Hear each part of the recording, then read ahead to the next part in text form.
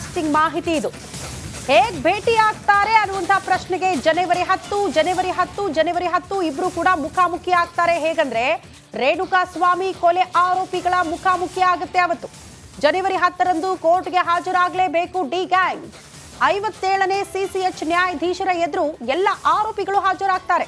ಹಾಗಾಗಿ ಕೊಲೆ ಕೇಸಿನ 12 ಆರೋಪಿಗಳಿಗೆ ಈಗಾಗಲೇ ಬೇಲ್ ಸಿಕ್ಕಿದೆಯಲ್ಲ, ಅವರೆಲ್ಲರೂ ಕೂಡ ನ್ಯಾಯಾಧೀಶರ ಮುಂದೆ ಹಾಜರಾಗ್ತಾರೆ.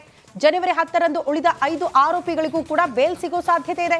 ಅವತ್ತೇ 17 ಜನ ಕೊಲೆ ಆರೋಪಿಗಳು ಭೇಟಿಯಾಗೋ ಸಾಧ್ಯತೆ. ಪ್ರಮುಖವಾಗಿ ಪ್ರಶ್ನೆ ಇರೋದು ಪವಿತ್ರ ಗೌಡ ಮತ್ತು ದರ್ಶನ್ ಮುಖಾಮುಖಿ ಆಗ್ತಾರ ಅಂತ. ಹೌದು ಅಂತ ಇದೆ ಮೂಲಗಳು. ಜನವರಿ 10ಕ್ಕೆ ಅಷ್ಟು ಜನ ಆರೋಪಿಗಳು ಎದುರು ಬದರಾಗೋದ್ರಿಂದ ಇಬ್ಬರು ಕೂಡ ಎದುರು ಬದರಾಗೋ ಸಾಧ್ಯತೆ ಇದೆ.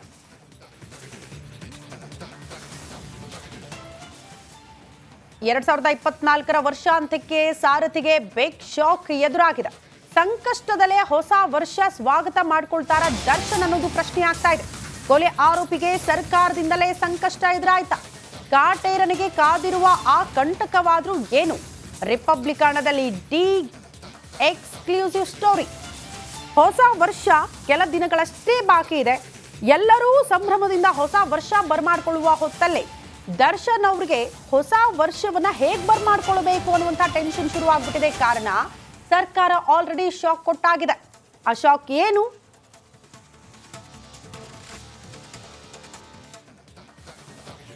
ನೋಡಿ, ದರ್ಶನ್ರನ್ನ ಮತ್ತೆ ಕಂಬಿ ಹಿಂದೆ ತಳ್ಳೋದಕ್ಕೆ ಪೊಲೀಸರು ಮಾಡ್ತಾ ಇರುವಂತಹ ಪ್ಲಾನ್ ಏನು? ಈ ಬಗ್ಗೆ ಒಂದು ಎಕ್ಸ್ಕ್ಲೂಸಿವ್ ರಿಪೋರ್ಟ್ ಇದೆ, ಬನ್ನಿ ನೋಡ್ಕೊಂಡು ಬರೋಣ.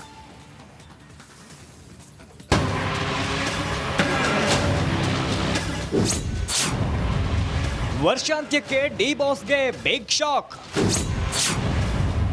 ಬೇಲ್ ಕ್ಯಾನ್ಸಲ್ಗಾಗಿ ಸುಪ್ರೀಂಗೆ ಮೇಲ್ಮನವಿಯ.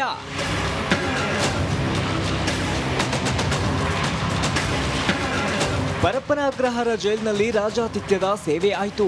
ಬಳ್ಳಾರಿ ಸೆಂಟ್ರಲ್ ಜೈಲಿನಲ್ಲಿ ಅಸಲಿ ಸೆರೆವಾಸ ಅನುಭವವೂ ಆಯಿತು. ಬಿಜಿಎಸ್ ಆಸ್ಪತ್ರೆಯಲ್ಲಿ 48 ದಿನಗಳ ಸರ್ಜರಿ ಡ್ರಾಮಾ ಮುಗಿಸಿದ ನಟ ದರ್ಶನ್ ಈಗ ಫಾರ್ಮ್ ಹೌಸ್ ಪಾಲಾಗಿದ್ದಾನೆ.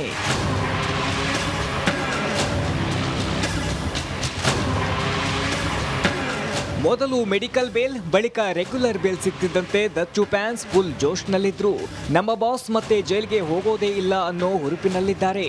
ಆದರೆ ಕಾಟೇರಿನ ಕಂಪನಿ ಮತ್ತೆ ನಿದ್ದೆಯಲ್ಲೂ ಬೆಚ್ಚಿ ಬೀಳುವ ಸುದ್ದಿಯೊಂದು ಹೊರಬಿದ್ದಿದೆ.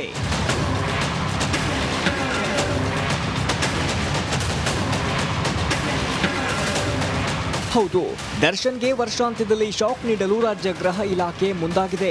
ಹೈಕೋರ್ಟ್ ನೀಡಿರುವ ಜಾಮೀನು ಆದೇಶವನ್ನು ಪ್ರಶ್ನಿಸಿ ಸುಪ್ರೀಂ ಕೋರ್ಟ್ ಮೊರೆ ಹೋಗಲು ಸರ್ಕಾರ ಮುಂದಾಗಿದೆ. ಈಗಾಗಲೇ ರೇಣುಕಾಸ್ವಾಮಿ ಕೊಲೆ ಕೇಸ್ನ ಚಾರ್ಜ್ ಶೀಟ್ ಇಂಗ್ಲಿಷ್ಗೆ ತರ್ಜುಮೆಯಾಗಿದ್ದು, ಮೇಲ್ಮನವಿ ಸಲ್ಲಿಕೆಗೆ ಗೃಹ ಇಲಾಖೆಯ ಅನುಮತಿಯೊಂದೇ ಬಾಕಿ ಇದೆ.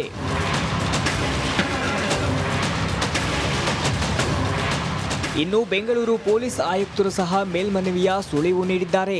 ಅಂತದ್ದು ಈ ರೇಣುಕಾಸ್ವಾಮಿ ಗಾತೆ ಕೊಲೆ ಪ್ರಕರಣ ಏನಿತ್ತು ಅದನ್ನು ನಾವು ಸಂಪೂರ್ಣವಾಗಿ ಸಮಗ್ರವಾಗಿ ತನಿಖೆಯನ್ನು ಮಾಡಿ ನಾವು ನ್ಯಾಯಾಲಯಕ್ಕೆ ಈಗಾಗಲೇ ಅಂತಿಮ ವರದಿಯನ್ನು ಅಂದರೆ ಚಾರ್ಜ್ ಶೀಟನ್ನು ಸಲ್ಲಿಸಿದ್ವಿ. ಅದರ ಇದು ಪ್ರಕರಣದ ಒಂದು ವಿಚಾರಣೆ ಏನಿದೆ ಅದು ಪ್ರಾರಂಭ ಆಗಬೇಕಾಗ್ತದೆ.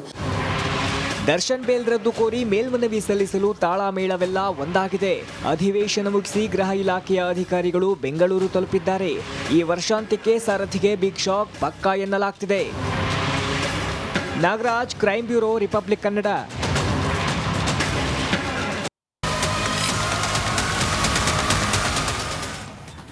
Welcome back. ಜೈಲಿನಿಂದ ಹೊರ ಬರ್ತಿದ್ದಂತೆ ದರ್ಶನ್ ಬದಲಾಗಿದ್ದಾರಂತೆ. ಲಂಗು ಲಗಾಮು ಇಲ್ಲದ ಗಜನಿಗೆ ಅಂಕುಶ ಬಿದ್ದಿದೆಯಂತೆ. ಈ ಬಗ್ಗೆ ಒಂದು ವರದಿ ಇದೆ, ಬನ್ನಿ ನೋಡ್ಕೊಂಡು ಬರೋಣ.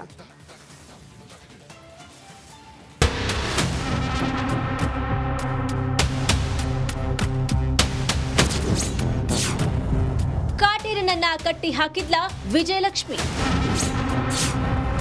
ಪತ್ನಿ ಹೇಳಿದ ಮಾತಿಗೆಲ್ಲ ಡಿಬಾಸ್ ಎಸ್ಎಸ್.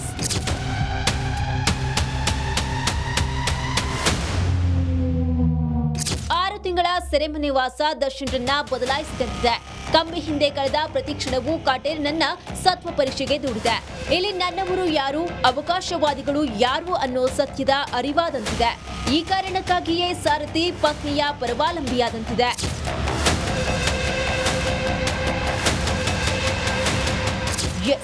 ದರ್ಶನ್ ವಿಚಾರದಲ್ಲಿ ವಿಜಯಲಕ್ಷ್ಮಿ ಕಿಂಗಾತ್ರ ಅನ್ನೋ ಮಾತುಗಳು ಡಿ ಗ್ಯಾಂಗ್ನಲ್ಲಿ ಕೇಳಿ ಬರ್ತಿದೆ. ಇತ್ತೀಚಿನ ಘಟನೆಗಳು ಈ ಮಾತಿಗೆ ಪೂರಕ ಸಾಕ್ಷಿಗಳಂತೆ ಭಾಸವಾಗ್ತಿದೆ. ಜೈಲಿನಿಂದ ದರ್ಶನ್ರನ್ನ ಬಿಡಿಸಲು ವಿಜಯಲಕ್ಷ್ಮಿ ಪಟ್ಟಪಾಡು ಅಷ್ಟಿಷ್ಟಲ್ಲ. ಹೋಗದ ದೇವಸ್ಥಾನಗಳಿಲ್ಲ, ಮಾಡದ ಪೂಜೆ, ಹೋಮ, ಹವನಗಳಿಲ್ಲ. ವಿಜಯಲಕ್ಷ್ಮಿ ಪೂಜಾ ಫಲವೋ ಎಂಬಂತೆ ದರ್ಶನ್ಗೆ ಬಿಡುಗಡೆಯೂ ಆಯ್ತು. ಜೈಲಿನಿಂದ ಹೊರ ಬರ್ತಾ ಇದ್ದಂತೆ ಯಾವಾಗ ಪವಿತ್ರ ದರ್ಶನ್ ಹೆಸರಲ್ಲಿ ಪೂಜೆ ಮಾಡಿಸಿದ್ರೋ ಅದಾಗಲೇ ವಿಜಿ ಎಚ್ಚೆತ್ತುಕೊಂಡಿದ್ರು. ದರ್ಶನ್ರನ್ನ ತಮ್ಮ ಕಂಟ್ರೋಲ್ಗೆ ತೆಗೆದುಕೊಂಡಿದ್ದಾರೆ. ಇದೀಗ ದರ್ಶನ್ ಸಹ ವಿಜಯಲಕ್ಷ್ಮಿ ಮಾತಿಗೆಲ್ಲ ತಲೆಯಾಡಿಸ್ತಾ ಇದ್ದು, ಮೈಸೂರು ಶಿಫ್ಟ್ ಪ್ಲಾನ್ ಸಹ ಅವರದ್ದೇ ಎನ್ನಲಾಗ್ತಿದೆ. ಪತ್ನಿಯ ಮಾತಿಗೆ ಕಟ್ಟು ಬಿದ್ದು ದರ್ಶನ್ ಮೀನಮ್ಮರನ್ನ ಸಹ ಭೇಟಿಯಾಗಿದ್ದಾರೆ. ಒಟ್ಟಾರೆ ಬಿರುಗಾಳಿ ಸಿಕ್ಕ ಗಾಳಿಪಟದಂತಾಗಿದ್ದ ಸಂಸಾರವನ್ನ ಮತ್ತೆ ವಿಜಯಲಕ್ಷ್ಮಿ ಸರಿದಾರಿಗೆ ತರುವ ಪ್ರಯತ್ನದಲ್ಲಿದ್ದಾರೆ. ಪವಿತ್ರರನ್ನ ದರ್ಶನ್ರಿಂದ ದೂರ ಮಾಡಿ ಮೊದಲ ಹಂತದಲ್ಲಿ ಜಯಗಳಿಸಿದ್ದಾರೆ.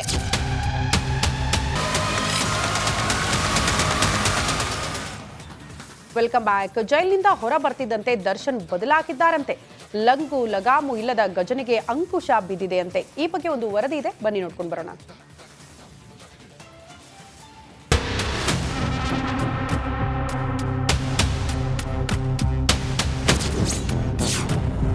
ಕಾಟೇರನನ್ನ ಕಟ್ಟಿ ಹಾಕಿದ್ಲ ವಿಜಯಲಕ್ಷ್ಮಿ. ಪತ್ನಿ ಹೇಳಿದ ಮಾತಿಗೆಲ್ಲ ಡಿಬಾಸ್ ಎಸ್ಎಸ್.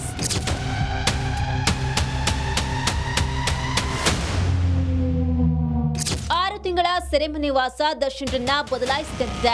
ಕಮ್ಮಿ ಹಿಂದೆ ಕಳೆದ ಪ್ರತಿ ಕ್ಷಣವೂ ಕಾಟೇರನನ್ನ ಸತ್ವ ಪರೀಕ್ಷೆಗೆ ದೂಡಿದೆ. ಇಲ್ಲಿ ನನ್ನವರು ಯಾರು, ಅವಕಾಶವಾದಿಗಳು ಯಾರು ಅನ್ನೋ ಸತ್ಯದ ಅರಿವಾದಂತಿದೆ. ಈ ಕಾರಣಕ್ಕಾಗಿಯೇ ಸಾರಥಿ ಪತ್ನಿಯ ಪರವಾಲಂಬಿಯಾದಂತಿದೆ.